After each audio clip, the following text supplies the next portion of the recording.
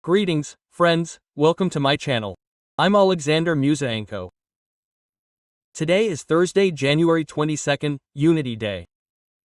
Happy Unity Day to all, the day of the Ukrainian state. An important holiday that reminds us that we must be united and stick together, especially now in this difficult energy situation. We will talk about this and more now. But first, please subscribe to my channel and you will receive news very quickly, sometimes faster than international media write about it, and that's a fact. So, the energy situation continues to be difficult, especially in several regions where emergency shutdowns continue. In general, throughout Ukraine, well, there hasn't been such a shutdown for a long time. The system needs to be balanced. At the same time, according to government officials, including Energy Minister Denis Shmyhal, measures are being taken to move to hourly outages, as far as circumstances allow. Well, I hope that appropriate conclusions will be drawn, including from the point of view of hiding networks. Even though it is expensive, I saw you wrote to me in the comments and thank you for the feedback from professional people. This is also important, but I continue to study this issue. In order to speak competently about how to strengthen our energy security, laying networks underground. One of these factors. To what extent substations also need to be studied. This is the least to do. Secondly, to provide houses that are being built with autonomous heating. We also need to look at urban planning plans in general over time, because the high-rise buildings that are being built, and this is good. When they are there 25 floors high, yes, because many people live in the city. But our future urban plans should include, perhaps, not such high rises, and if they are, then alternative sources of supply. Very often everything is centralized here. That's how it was built back in Soviet times, or that's how it went with the new ones, when they tap into the grid. The grids are overloaded. Moreover, you also need to understand that this applies to pipes, sewage, and so on. And all this needs to be resolved, especially in large cities. A major reconstruction, if you will, but under supervision, without corruption risks.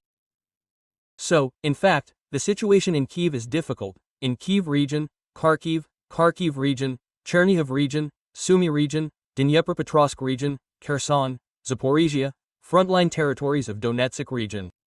Similarly, in western Ukraine, there were prolonged outages.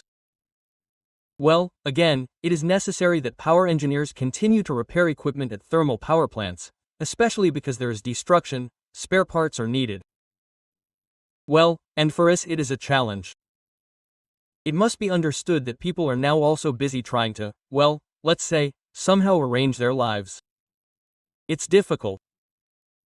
It is difficult because, especially in large cities, where there is central heating and often no electricity, in Kyiv there are still about 4,000 buildings without heating. They should continue to launch it today in the coming days in order to connect people as quickly as possible. First of all, water is connected in order to, well, you understand, sewage is one of the priorities, so that, God forbid, there is no spread of any diseases and the epidemiological situation does not worsen. This is also an issue. Friends, how are you? Please write in the comments what your situation is. Important, thank you. I read, I see, I study now. And the heating, you wrote of that too. Listen, we have to dig into this, 'cause it's our safety. The enemy seeks to destroy us. It wages a genocidal war, but we must endure. The question is, how long? Kit Kellogg, former representative of Trump on Ukraine, speaking at a forum, noted Ukraine must hold out till March to April. Tough winter. He says, I get it, but things can turn around for us. But how? General Kellogg didn't specify. Maybe. Putin hopes to break us this winter. Fear, panic, total demoralization, people start, I don't know, holding rallies or something. thus push Ukraine to sign unfair peace deals. That's Putin's plan. Also, he thinks he can threaten Zaporizhia, not just Donetsk, Zaporizhia, big region center. The effect, the Kremlin thinks, will be, well, you know, much stronger. Big region center threatened, plus fighting, the Dnieper crossing.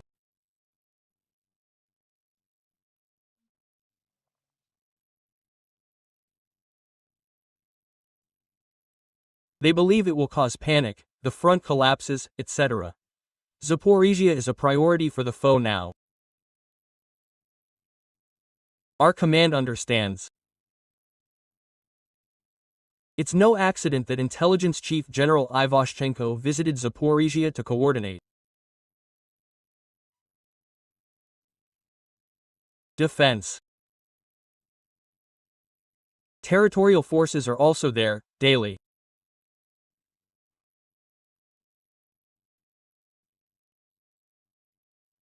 Repelling the enemy, despite regrouping and new assault groups trying to break through.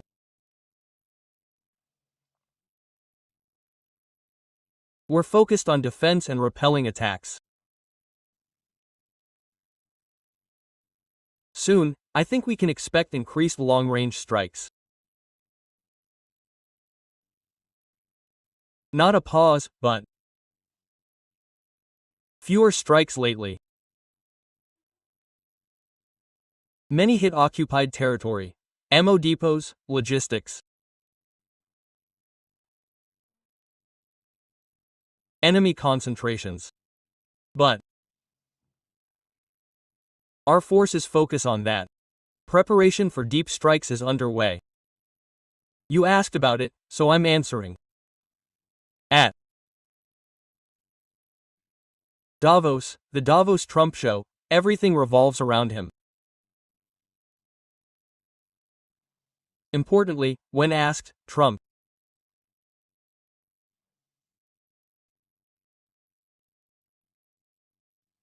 said he's a dictator, and someone there sees him as one. Trump says dictators are sometimes needed, but he's not one. A little like that. First, I thought he's a dictator, then not so much. So what's going on?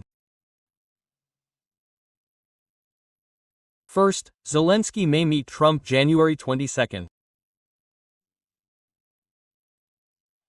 We'll see. Supposedly it'll happen.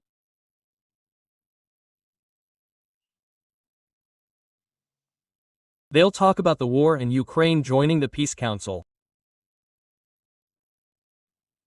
So let's consider. This council is like an alternative to the UN. Many, Western media included, wonder what it'll do. Hard to say now. Lots of guessing. I think the Peace Council, from the Gaza peace plan for the Israeli-Hamas conflict, is meant to create a UN alternative. It's coming, by the way. Whatever happens, Trump's suggestion is smart, because he, or his team, sees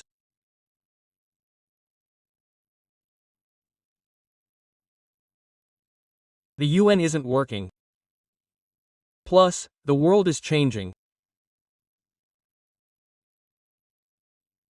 Europe's at war, Russia's attacked Ukraine, breaking international law.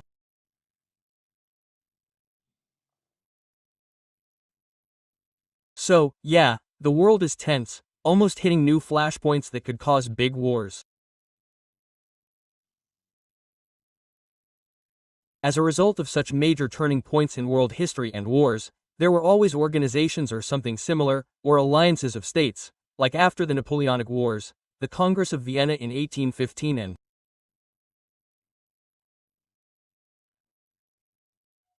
empires that divided territories among themselves, or the League of Nations, which existed after the First World War, or the UN, which was created by agreement. Well, agreed, by the way, even when the war was still going on, World War II, because the New York Declaration was signed in 42, if my memory serves me correctly, and it actually provided for the formalization of the anti-Hitler coalition, which provided for the creation of the United Nations after the end of the war, after the defeat of the Nazis. Well, that's how it is. Now we are also at a turning point. Trump is proposing a council for peace. Someone had to propose it. It's a good move. And it seems to me that, based on Putin's speech, who appeared for the first time in many days, whether it was him or his double, I don't know, but he spoke and said that Russia is studying. Russia has received an invitation and is studying the possibility of joining the Council for Peace. Perhaps we should consider the option that while Russia is studying, Ukraine should already join and announce this at the Davos Forum. That way, we'll be first. Let Putin then think about whether to join or not. But at this stage, while Russia is not there, they have not yet said that they will join. Yes, they received an invitation. Well, that's Trump. He said that you have to deal with everyone, and not just with some, as he said, bedlakers. I mean, the unlucky, the losers, and so on. You know, and he kind of, has to be said, admires Putin's style in international affairs, including war. Although it's wrong, as in, you can't tolerate Russia's aggression and genocide.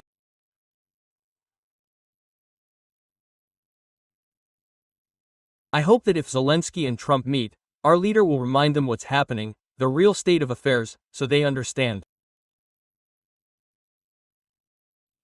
And it has to be said at Davos, there's a genocide going on. Come on, people, wake up. I know about Greenland, although it seems they've agreed on it, we'll talk about that, but there's genocide here. We can't be silent. People have no water, no electricity. I remember the outcry. Remember the migrant flow from Syria, poor conditions, everyone ran to help, all the international orgs. They should be in Ukraine now. It's normal if we talk about humanism, about values, about people's lives, especially those defending Europe, the civilized world. So it's an important thing to highlight. And then yes, a peace deal, but only one based on respecting sovereignty, independence, and the principles of international law. Let's say, the US hasn't gone beyond that yet. Though Trump says they have a secret weapon and used powerful weapons. It seems that's the so-called acoustic weapon that causes the Havana syndrome. Trump said it was used in Venezuela, that they didn't even realize what was happening. Right, but Greenland's calmed down. Let's talk about that now. So, maybe we consider this. We'll be first to tell the US. I think we'll say, see, we're in step, we're ready to work together. I think it's one more point. Trump can't argue about Ukraine giving ground and shows we want peace. I think it's key now.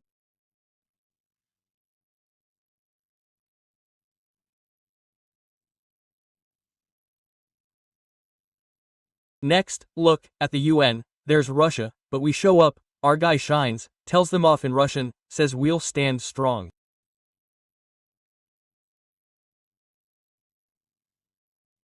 Any stage helps.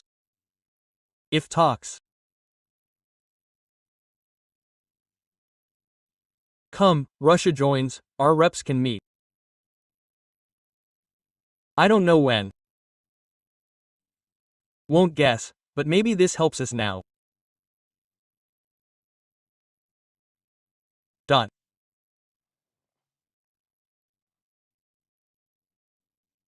Steve Witkoff and Jared Kushner fly to Putin. The Russian dictator will meet them. Putin's press secretary, Peskov, said so. Putin praised the US. Trying to get close to Trump. It's clear. He said, let them deal with Greenland, not our problem. Let them buy it, it's fine. Quote. America, Russia bought Alaska from them, and so on. By the way, Putin said Canada might be next, implying Trump might want to buy it.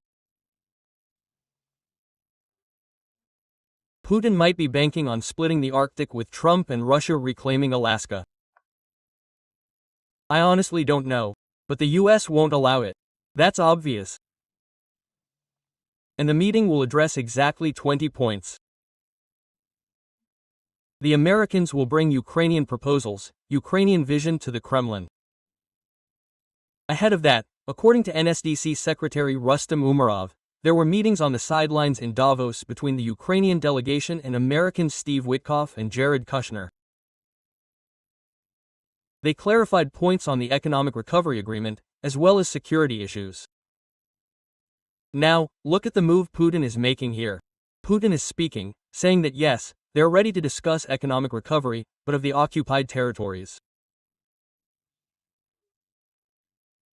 See, and well, that's very important, to anticipate the mechanisms, because the devil's in the details, so the funds don't go to the Russians, who unfortunately, are temporarily occupying certain Ukrainian territories in the east and south, so they don't use them there and then say it's money from the Russian budget.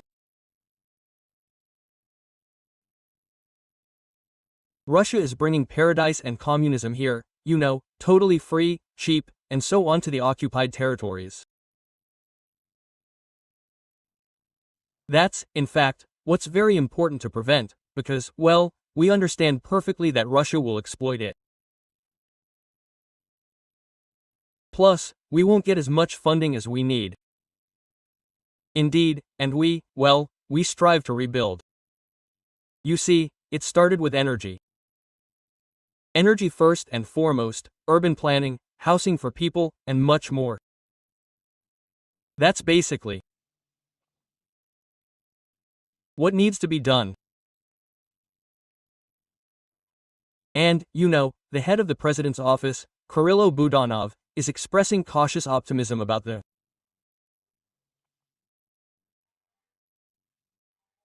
talks.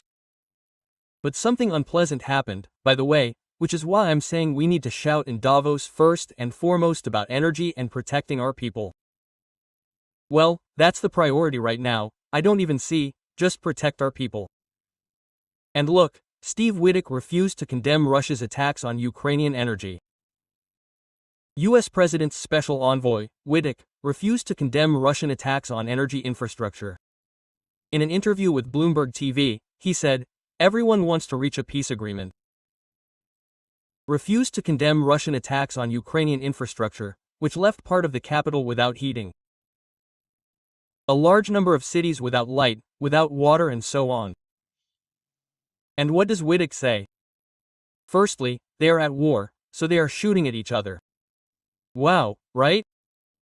That is, it's okay to hit civilians, it's okay to create genocide.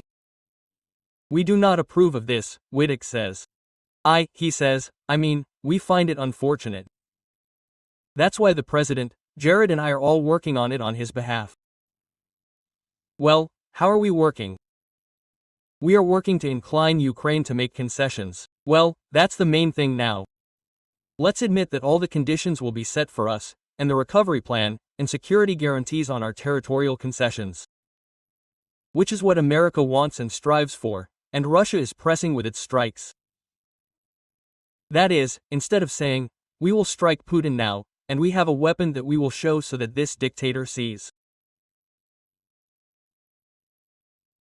If President Trump's channeling Reagan, saying we'll put missile defense in Greenland, and they'll be swatting down Russian missiles like matchsticks, or Chinese, or Russian ones.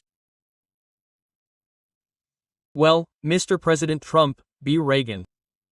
Reagan did so much to destroy the Soviet Union. I just want to remind you with my actions, be Reagan, who'll destroy the last vestige of evil empire that seeks to revive itself, Russia. There's every chance. Meanwhile, there's been some de-escalation regarding Europe, after President Trump basically, went after the Europeans. Still, negotiations were held with Mark Rutte, and NATO Secretary Generals do more and more. Stoltenberg before him did the same. And now Rutte, they're playing mediators between Europe and the US. They talk to Trump, they've got the angles, they've got the leverage, and that's it. Trump said there'll be no war for Greenland, not militarily. It's about possibly expanding and revising the 1951 agreement defining the American military presence on Greenland. Afterwards, the American presence was simply reduced, but now the US can simply expand the presence, build additional bases, deploy weapons and acquire certain territories, either on long-term lease or buy them outright. Denmark considers this option acceptable now and is ready for negotiations. So, there's finally some consensus, a compromise. I hear the Daily Mail says Greenlanders get $1 million each to greenlight.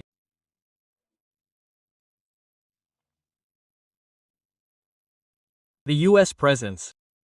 We'll see. But a deal's been struck. Trump shelved tariffs, so things cooled down. Room to work still. But, the US president wants to play king. He's the focus. Everyone asks questions. So, that's how it is for now. We'll see what January 22nd brings. I'll keep you updated on energy and everything else. So, folks, please subscribe. Get news fast and no more. Remember, we look ahead with faith and God's help. Stay safe, and glory to Ukraine. Yeah.